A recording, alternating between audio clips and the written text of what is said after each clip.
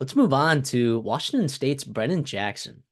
You were high on Brennan Jackson preseason. You've been high on Brennan Jackson postseason. Why don't you fill us in on what you expect from Brennan Jackson and why teams should take him in day three? Well, to me, he's a guy. He put up good testing numbers for sure, but I wouldn't call him an elite athlete. His 40-yard dash, his long speed was pretty impressive, and you saw that at times. They took advantage of him. He played edge, for Washington State, and they even dropped him back in coverage. He had that athleticism to do some things creatively for that defense there, Jake Dicker.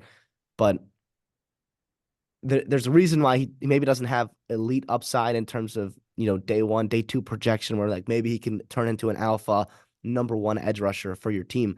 But to me, he's absolutely a great number two or even number three rotational guy for you, and that's where you want to find this in day three here.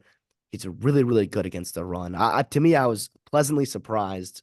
I did not remember him being that good against the run when I was watching Washington State during the season.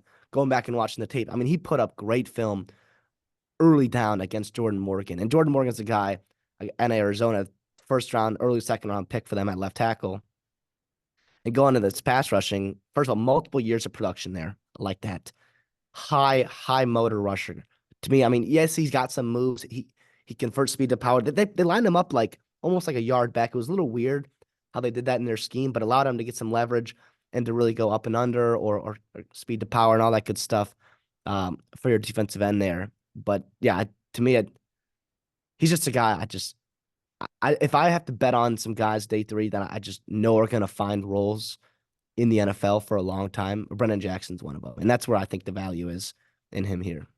Yeah, my thoughts are it might not be early, but if you get the right coaching and give this guy a bag, with his speed around the edge and that bend, like he's not like insanely explosive, I would say, like he's not gonna like shock like Trent Williams at the line of scrimmage, but he's good and he's had good production against some pretty good offensive tackles. There were some really good offensive lines in the Pac-12 this year, like really good, like exceptionally good. And I thought he played well against almost all of them. Yeah, I thought he and played well even against almost all of Washington. them. I'm sorry, even Wisconsin too. Wisconsin's going to have some draft picks on their line, and then even next year as well, with Melman. So yeah, to me, I just super impressed with Brendan Jackson. Yeah, absolutely. And of course, like what I'll ask you this: what is making these edge? What is different about Brennan Jackson that like what does he not have that these for other first round edge players have? It's well, one like you look at a guy like Latu, where like similar age, similar athleticism profiles and all that stuff, but like you mentioned his bag is unbelievable, really good.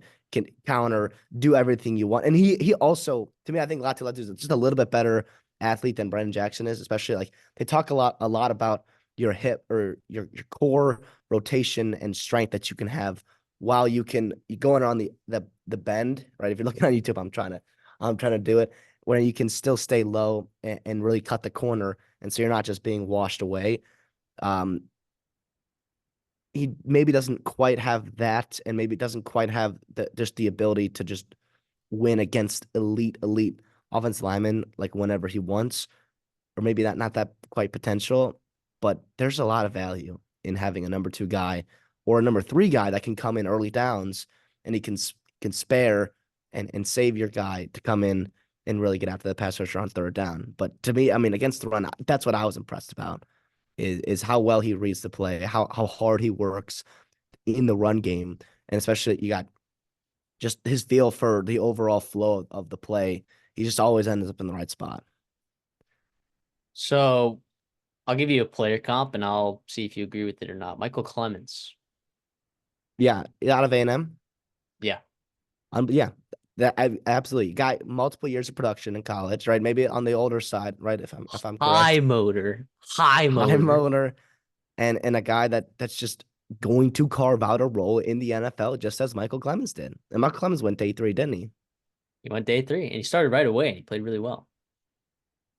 So, and he's still playing well for the Jets, I believe. I believe he's still in the Jets. So, either way, yeah, Brennan Jackson, player to watch out for on day three. Just hope that your team picks him and not your rival. Exactly.